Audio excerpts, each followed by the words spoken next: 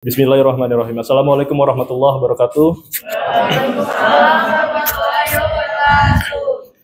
Alhamdulillahirrahmanirrahim. Wassalatu wassalamu ala asyrafil anbiya wal mursalin sayyidina Muhammadin wa ala alihi wa sahbihi ajmain, amma ba'du. Pertama-tama yang terhormat, yang saya hormati kepada Bapak Thorik Langlang Buana, SE, MM, PhD, dan teman-teman mahasiswa lainnya yang tidak bisa saya sebut satu persatu namanya. Marilah kita panjatkan puji syukur kehadirat Allah Subhanahu wa Ta'ala yang telah memberikan kita nikmat iman Islam serta kesehatan sehingga kita dapat berkumpul pada kesempatan pagi ini. Salawat serta salam semoga tercurah dalam junjungan kita Nabi Muhammad SAW.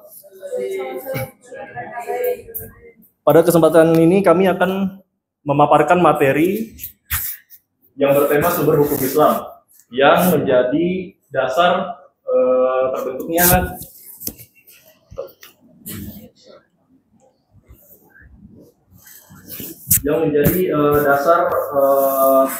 dalam menetapkan berbagai ketentuan syariat Islam. Next. Sebelumnya perkenalkan, nama saya Muhammad Farel Ashrofi dengan NIM 4322401089. Perkenalkan, nama saya Muhammad Dimas Pratama, NIM 4312401017. Perkenalkan, nama saya Mikael dengan NIM 432240101123. Perkenalkan, nama saya Siti Faini Nazib dengan NIM 432240101110. Ya, ini merupakan sumber pembahasan yang kami rangkum dari beberapa jurnal dan buku e-book yang diberikan oleh Bapak Thorik. Okay, next. Yang pertama, definisi dari sumber hukum Islam. Sumber hukum Islam adalah dasar atau pedoman yang digunakan dalam menetapkan hukum dan aturan dalam Islam. Sumber hukum Islam terbagi menjadi dua kategori utama, yaitu sumber utama, Al-Quran dan hadis, serta sumber sekunder, yaitu ijma, qiyas, istisan, dan lain-lain. Dalam kajian ini kita akan membahas secara mendalam sumber utama yaitu Al-Quran dan hadis sebagai dasar utama hukum Islam. Next, please. Ya, Al-Quran sebagai hukum Islam. Pengertian Al-Quran adalah kitab suci umat Islam yang merupakan firman Allah Subhanahu wa Ta'ala yang diturunkan kepada Nabi Muhammad SAW melalui perantaran malaikat.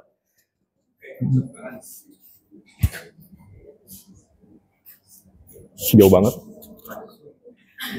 Masuk hadis, Pak. Selanjutnya, hadis sebagai sumber hukum Islam, yaitu pengertian hadis. Hadis adalah segala ucapan, perbuatan, dan ketetapan Nabi Muhammad SAW yang dijadikan pedoman dalam hukum Islam setelah Quran. Lalu fungsi hadis dalam hukum Islam, yang pertama itu menjelaskan ayat Al-Quran yang masih bersifat umum.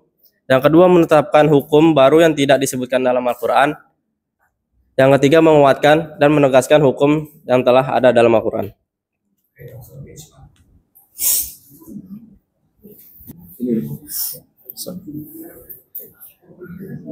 Selanjutnya itu kedudukan hadis dalam hukum Islam. Yang pertama, sumber hukum Islam, kedua setelah Al-Quran. Yang kedua sebagai tafsir dan penjelas bagi ayat-ayat Al-Quran. Yang ketiga sebagai dasar hukum dalam berbagai aspek kehidupan seperti ibadah, muamalah, dan akhlak.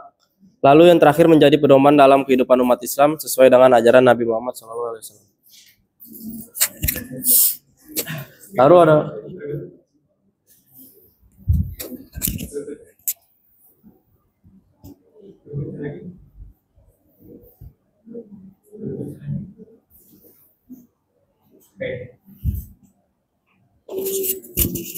di sini ada interpretasi berbeda dalam hukum dalam Al-Quran dan hadis. Di sini ada metode istinbat hukum, yaitu adalah perbedaan metode pengambilan hukum atau ijtihad yang menyebabkan variasi fatwa.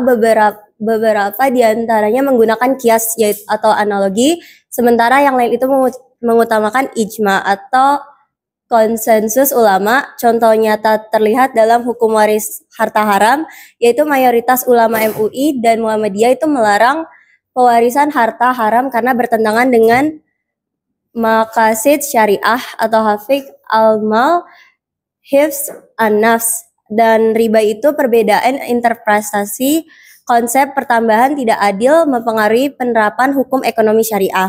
Terus yang kedua ada kontekstualisasi teks, yaitu perbedaan pemahaman konteks historis ayat menyebabkan variasi implementasi. Contohnya itu adalah harta waris anak perempuan, yaitu 1 dibagi 2 versus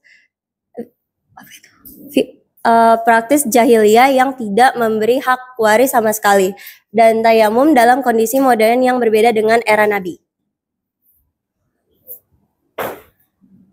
Terus ada tantangan penerapan hukum Islam di era modern. Globalisasi menciptakan 3 tantangan kompleks, yaitu 1. Integrasi sistem hukum atau resistensi terhadap dominasi hukum Islam dari kelompok non-Muslim, ketidakselarasan antar prinsip syariah dengan hukum positif nasional. Contoh nyatanya itu adalah penerapan ekonomi syariah hanya 9,4% pasar keuangan Indonesia di tahun 2023. Terus nomor 2 itu dinamika sosioekonomi, yaitu perbankan syariah kesulitan bersaing dengan sistem konvensional yang sudah mapan. Teknologi vintage syariah itu menghadapi kendala regulasi dan literasi masyarakat. Terus yang ketiga ada literasi hukum, yaitu masyarakat kesulitan membedakan antara hukum Islam yang bersifat qat'i atau mutlak dan zanni interpretatif.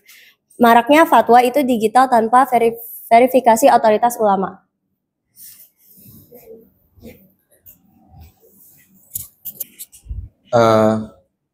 Pendapat kami, hukum Islam yang bersumber dari Al-Quran dan hadis tetap relevan sepanjang zaman dan dapat diadaptasi sesuai konteks kehidupan modern. Pentingnya memahami metode tafsir dan kajian hadis agar hukum Islam dapat diterapkan dengan benar sesuai dengan tujuan syariah, maqasid syariah. Pentingnya edukasi kepada masyarakat agar memahami dan menerapkan hukum Islam dengan benar dalam kehidupan sehari-hari.